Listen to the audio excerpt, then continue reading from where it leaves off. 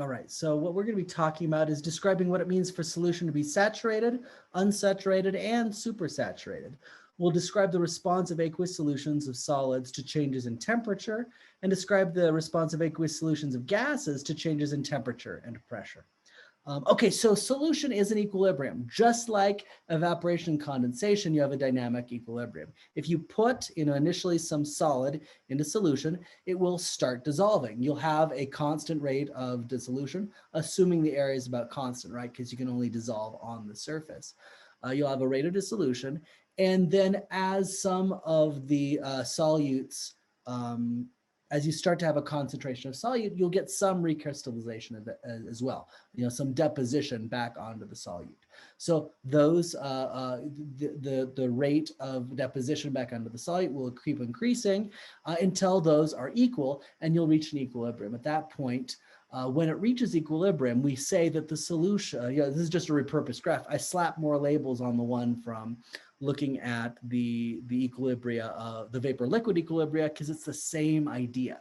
You have two phases. One is a mixture phase, one is a pure phase, and you have mixing that occurs until you reach the dynamic equilibrium.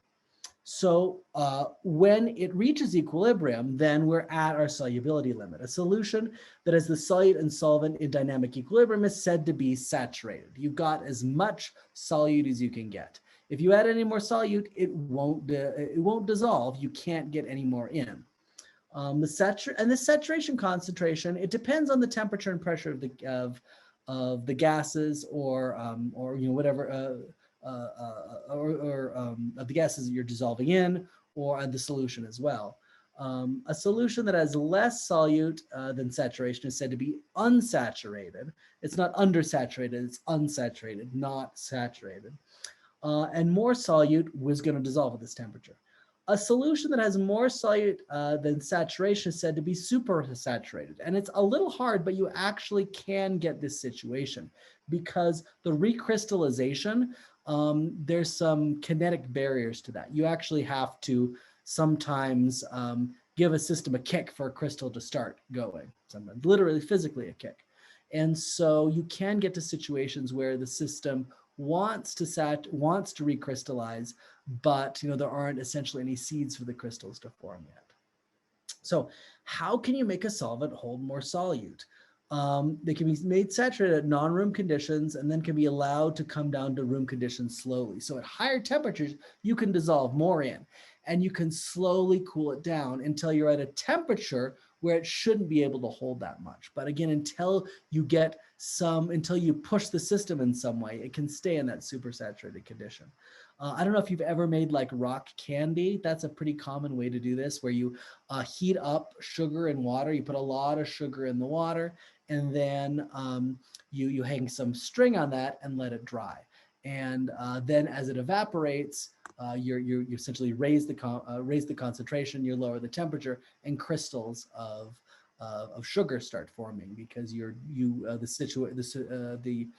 solution becomes supersaturated in sugar. So for some solutes, instead of coming out of solution when the conditions change, they get stuck between the solvent molecules and the solution becomes supersaturated. You might say, which solutes? Well, it depends, but mostly they're solutes that for whatever reason have a hard time starting crystals. Some have an easy time to crystals, some have a hard time, and there's not too much rhyme or reason. It has to do with the exact packing of what a crystal nucleus looks like.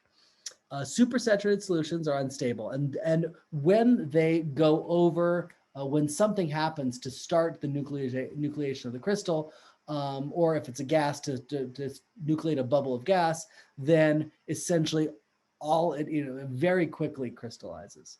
Shaking a carbonated beverage is a way that you can get something. You can drive it out of a supersaturated condition. Adding a crystal of sodium acetate, this is a common thing to do. You can, if you have a supersaturated sodium acetate solution, it's not too hard to get that. If you add a crystal of sodium acetate, it will just immediately spontaneously form a crystal. When you've got that start, it's very rapid to crystallize on an existing crystal, and you get crystallization forming almost instantly.